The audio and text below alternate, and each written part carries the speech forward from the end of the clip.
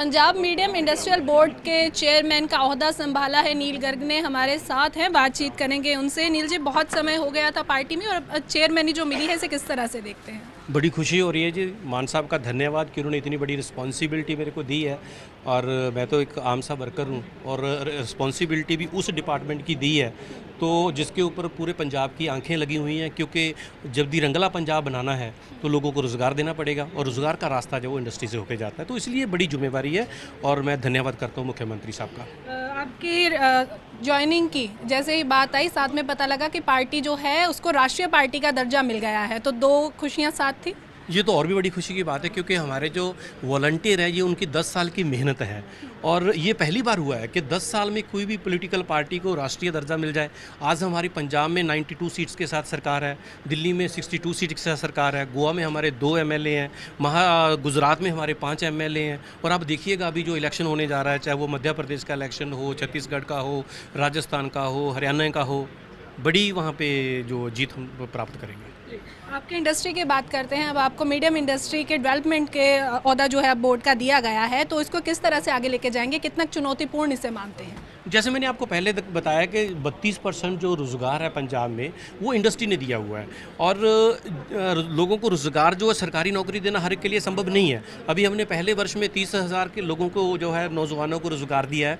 सभी लोगों को रोज़गार देने के लिए इंडस्ट्री का होना ज़रूरी है। जैसे आपने इन्वेस्ट पंजाब में देखा कि पंजाब में तकरीबन 2200 जो इन्वेस्टर थे बाहर से वो पंजाब में आए, जिन्होंने अपना इंटरेस्ट शो किया कि वो पंजाब इंडस्ट्री लगाएंगे और तकरीबन 43,000 करोड़ रुपया पंजाब में इन्वेस्ट होने जा रहा है, जिससे तकरीबन 2.5 लाख नौजवानों को जो रोज़गार मिलेगा। सो मैं समझता हूँ कि ये एक बड़ा कदम है और आने वाले दिनों में हम लोग देखेंगे कि जो पंजाब है वो कृषि प्रधान जो प्रदेश है, तो यहाँ पे उसकी संभावनाएं बहुत है।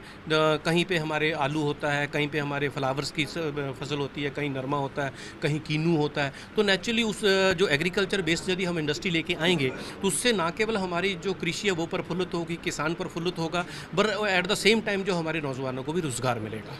बात आई थी सामने कि कुछ इंडस्ट्रीज जो हैं यहाँ से माइग्रेट होकर दूसरी जगह पर जा रही हैं, शिफ्ट भी हो रही हैं, तो वो ऐसा ना हो, उनको रोकने के लिए क्या प्रयास किए जाएंगे? नहीं, शिफ्ट हो नहीं रही हैं, हो रही थी। वो माहौल का फ़र्क है। वो तब हुआ करती थी जब पंजाब में कब्जे की राजनीति होती थी, वो तब हुआ करती थी जब पंजाब में हिस्सेदारी की राजनीति होती थी, वो तब हुआ करती थी जब पंजाब में डर की राजनीति होती थी। तो पंजाब से जो इंडस्ट्रियलिस्ट तो भागते थे, क्योंकि हर एक जो इंडस्ट्रियलिस्ट वो चाहता है कि उसका पैसा सेफ रहे, उसकी जान माल सेफ रहे, उसको प्रॉफिटेबिलिटी हो।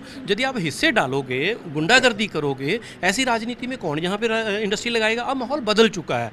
अब हम तो खुद उनको लेके आ रहे हैं इधर। जो पंजाब की इंडस्ट्री है वो यहाँ बढ़ रही है, नई इंडस्ट्री यहाँ पे आ रही है, तभी तो अभी देखो ना 2200-2300 इंडस्ट्रियलिस्ट का यहाँ पे आना और 43,000 करोड़ रुपए की इन्वेस्टमेंट करना, तो ये इजी काम तो नहीं था ना।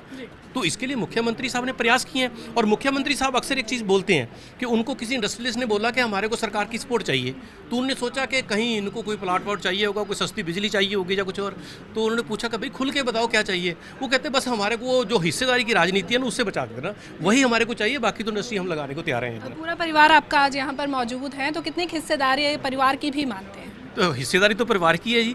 यदि मेरे घर वाली मेरे को इतना समय वो फ्री ना करती तो पार्टी का काम कहाँ करता। तो मेरे को आज भी याद है कि पंजाब के जो पहले मेंबर थे, दिल्ली में हमारी पार्टी बनी थी 26 नवंबर 2012 को, तो पंजाब में पहली यूनिट बठिंडा में बनी थी 17 दिसंबर को। तो पहले दिन से मैं मेंबर हूँ, पिछले 10.5 साल हो गए हैं और मेरी वाइफ ने मेरे को कभी नहीं रोका काम करने से। तो इवन मैं तो अपनी जो नौकरी करता था वो भी छोड़ दी थी पार्टी के लिए, तो घर का खर्चा तो यही चलाती थी। तो घर का खर्चा जो था वो आप पर आ गया था। आज ये ओहदा संभाल रहे हैं इस चेयरमैन का, कैसे देखते हैं आप अपने योगदान को? मैं तो वैसे ही बहुत खुश हूँ। तो कितना साथ आपका रहा, किस तरह से साथ दिया, काम किया? कई बार समय नहीं दे पाते होंगे आपको, परिवार को भी, तो उसको कैसे मैनेज किया है? नहीं, समय पूरा दे रहे थे तो मुझे कभी कोई दिक्कत नहीं आई। तो हमारे साथ ही रहते थे, जब ज़रूरत होती थी तब हमारे साथ ही होते थे। शुक्रिया। तो बातचीत की हमने।